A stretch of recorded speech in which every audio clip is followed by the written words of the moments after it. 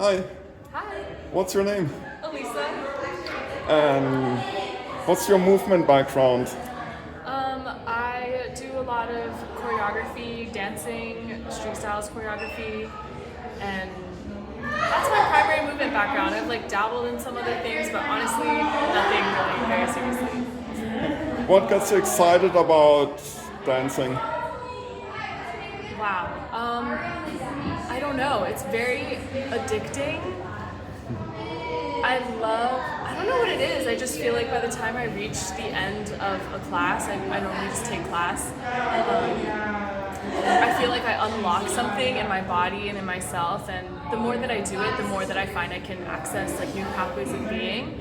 And I also find it just really improves my life all around. I feel like for me, it's also my primary / almost only form of body movement, like body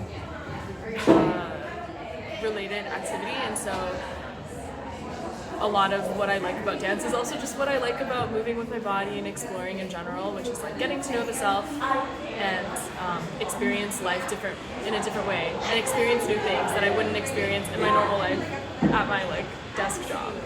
There's a richness in learning what your body can do and also emotions and possibilities. Yes. And it feels super fun. Also with dance, because there's music involved, it's very satisfying to get the feeling of music in your body. Yeah. There are a lot of emotions too, kind of almost like fantasy worlds. Yeah, sure. Yeah, you can access a lot of different characters. The same way that you can with music, but it's embodied more with dance. But I have more of a music background, so I get that part of it. So what got you to try acro yoga? I think I got an Instagram ad, and it was free. And I had a bunch of friends who were down to try, which was great. I was like, this will be fun, put us in some new positions. I just trying new stuff in the city. Nice. And what was your first experience like? It was good. It was a pretty full class. But yeah, at the time we had Ariel, the other guest teacher, which was also really, really cool. And we were just going through the drills. I got straight into some of the poses because I just ended up on hammock as my first station. And it was really fun to learn something new and to put so much, to be interacting so strongly with another person. It was really cool. I also found it to be very social, and then at the end, Thomas and Ariel, you guys did a demonstration which blew my mind, and I was jaw on the floor. So, yeah. Just for everyone to catch up, what is hammock? If you've never taken an acro yoga class, what is it? So acro yoga is typically poses where there's a base who holds someone up, and the person being held up is the flyer. So in hammock, essentially the pose name comes from the flyer sort of lying there relaxed, as if they're in a hammock, and the base is providing the hammock with their feet and arms. And you said it's very social. How is it social? What does it feel like?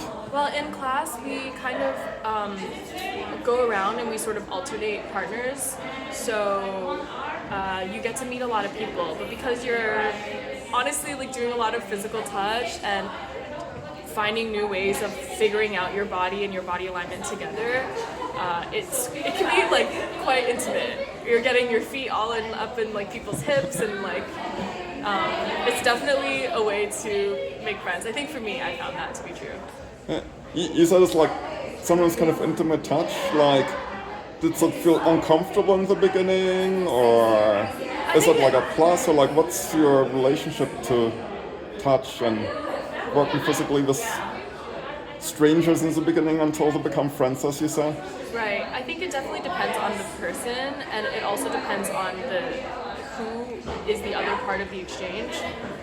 Yeah, touch is very difficult, both whatever your own relationship is to it, as well as whether your partner can receive. But I feel I enjoy it because it's kind of a language of figuring out. Yeah, it's a language, it's a conversation. How much can you communicate through your touch, and how much can you hear what the other person's communicating about? So I enjoy practicing doing that, but definitely if the thought of someone touching you sends chills up your spine, like maybe this is not for you right now. So I've noticed when you talked about dance, you were talking about the embodied experience, and I noticed now with like touching people, you were talking about like how touch is a language, which also sounds embodied. Yes. Do you have like a greater kind of thought, belief, experience about embodied movement, touch, or? I don't know. I definitely feel like the body, you experience so much through your body, if not everything. And as someone who has always been much more activated in the mind, it's like so important to get into your body. It changes the quality of life so much. Not just quality in terms of like good or bad, but like the texture of life. I feel like the more that I learn about my body and the more that I feel habituated inside of it, it really changes like everything about my day and everything about my life. And then as far as touch, yeah, I don't know. I also feel like everything we do is social, and so I don't know. It's a cool language to get to know because it's a language that everyone has to speak, and it makes a big difference if you are well versed in it or not. Yes. You kind of mentioned that you're kind of maybe more in your thoughts by default, and it almost sounds like maybe it takes more effort to go into your body. It's like a learning journey to discover Definitely your body. a learning journey. Yeah. Can you tell us a little bit more about that learning journey? Sure. Well, I feel like when I grew up, I was like very scared of sports and like really scared of like pushing my body too far. I feel like I didn't really understand how to get from point A to point B with anything physical, and so I just kind of avoided it. And I got into dance. It was one of those just like, it's a fun hobby, there's a discount being offered, like I'm gonna try it out, and I got quite addicted because I felt like it was the right level for me at the time what I was taking, where it was like challenging me a lot, even to just figure out like a two-step, like stepping out and then stepping back together. But when I could get it, I could feel it click, especially with the music, which I have a musical background, so that helped me. And then it just kind of slowly built since then. It's been 6 years, oh my god. It's been 6.5 years since I took my very first dance class. And the more that I feed it, the more that it grows. And I feel like lately I've been exploring like so many other forms of movement and body work. Yeah, I don't know if that explains the journey. Maybe another piece of the journey is I find like when I started dancing, I got shin splints and like injuries and that sort of thing. I feel like that also taught me so much about the body as well. Just like getting into like the minutia of joints and muscles and how all that moves and what functions they serve was also really helpful. Like I find a lot of times when people come to acro-yoga or dance, they have a lot more of a story than just like I'm doing an exercise class. But for sure. Like I have a friend, she fell out of a tree and broke a lot of bones, and acro-yoga for her was her healing journey. Oh. And so it's like really interesting to know these little stories of like what's going on your inside, like what's growing. You were saying you're getting more into your body, learning more about movement, and acro-yoga seems like it's another big piece. Yeah, so far. I mean, I've been doing it for like maybe just over a month. Yeah. Maybe just actually under a month. Yeah. I mean, acro-yoga is introducing a lot of partnered stuff for me because I don't do a lot of that in my dance, and a lot of touch, working with that. Working with people's weights, working with resistance, and working with like finding alignment in your body and finding alignment in someone else's body. So all of these things are new to me through acro-yoga. I don't remember the question, but yeah. Oh, that's great. You're saying a lot of things are new. It seems like you sometimes get like insights, like the bone alignment things. Yeah. Can you tell us maybe about like some insight you had? Maybe like at night you were suddenly like, oh, now this makes sense, or in class something suddenly clicked, or just something. Yeah, a few things. I don't know. Maybe I had big insights that now I've already normalized.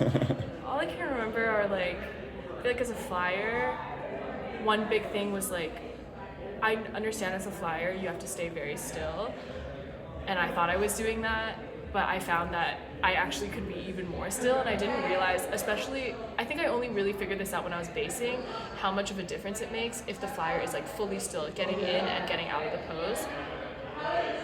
Like distributing the responsibilities correctly, because if the flyer takes control by breaking their stiffness, the base is like completely unable to balance them. And I feel like that was a helpful unlock, and it's just interesting. Maybe there's probably more you can say about that in terms of like a conversation and the roles that people are playing and how you can be effective in your role. And I feel like basing, a big thing that I learned was just like getting reps in, like building confidence. For me, that was like a big barrier for basing. Yeah. Like the technical term is tightness. Yes. Okay. Stillness is a really nice term, like it captures it well, the feeling. And tightness makes a huge difference. Yeah. You mentioned there are different roles, like flying, basing, and also spotting. Can you maybe tell us what those roles are, which one you like more or less, or how they differ for you? Or? Sure. So the base is the person who's holding someone else up, and the flyer is the person being held up, and the spotter is someone who's around to make sure that the flyer doesn't fall. And there's like, for each pose, there's a specific place for the spotter to be as well. And I find flying easier than basing for sure. I feel like maybe Thomas has been a great base as an example, so I just feel like I can kind of like stiff up, as you say, and then allow whatever to happen. Basing I find a lot harder, and it's interesting, like they both kind of have to do with trust in yourself and trust in your partner, but in a slightly different way. And whatever it is about basing, I find a lot harder. And also basing needs better hamstrings, which I've been working on. I find spotting great. I feel like I'm a professional spotter. Like I spot poses that I have not done as a flyer or as a base. You talk about trust. Like, how was it developing trust? Like, I guess the first time you come in class, it's just a bunch of strangers. Yeah. And like, how did like trust develop, or were there like challenges to trust, where maybe someone dropped you? Yeah, I did have one situation where I dropped someone else. Maybe I have been dropped, but I feel like I don't really remember because I haven't been dropped very badly. But I don't know. I do find it's like it can be a new relationship with each person that you work with. And we go through those drills at the start before we get into any poses, and I do think those are helpful because they kind of scaffold, like they isolate components of a pose, so you can just learn to trust on just your feet or on just your hands, which is helpful moving into it. But I definitely find it's like a new relationship with each new partner that I work with. Cool, nice. And also the class is taught with a different format where you kind of like learn and teach.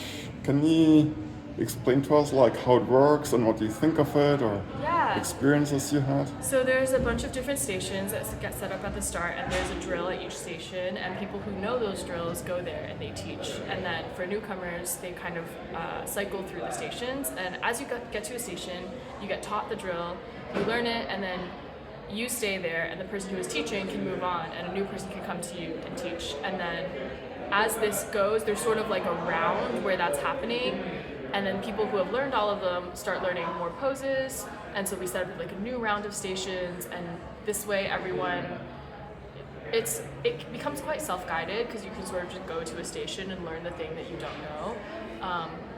And you also get a lot of experience teaching. This works well for me because I really like to teach things, especially things that I've just learned. So I find this is why I'm a professional spotter, because I find myself like doing that a lot.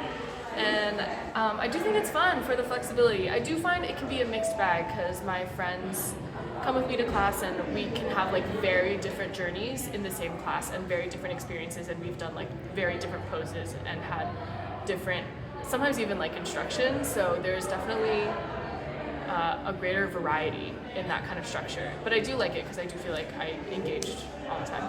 Nice. You said you like to teach. What do you like about teaching? I really like observing and understanding where the gap is and finding the right way to fill that gap. I don't know, it's like a skill and it's very fun to figure out. I remember it's the same thing when I was tutoring math in high school. Yeah. I was like, I had students who got an F, and usually there was just like one or two pieces missing. Once I found the Exactly. pieces missing, they suddenly got A's. Exactly. It was kind of fun to figure it out and Exactly. help people. Yeah, totally. Nice.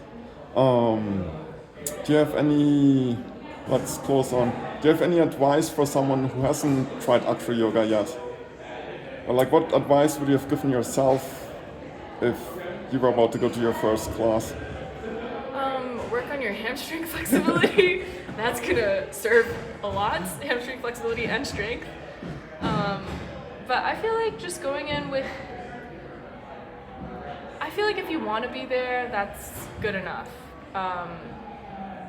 It is there's a lot of like observation, like listening and communicating is a strong skill, not necessarily verbal, but with your body.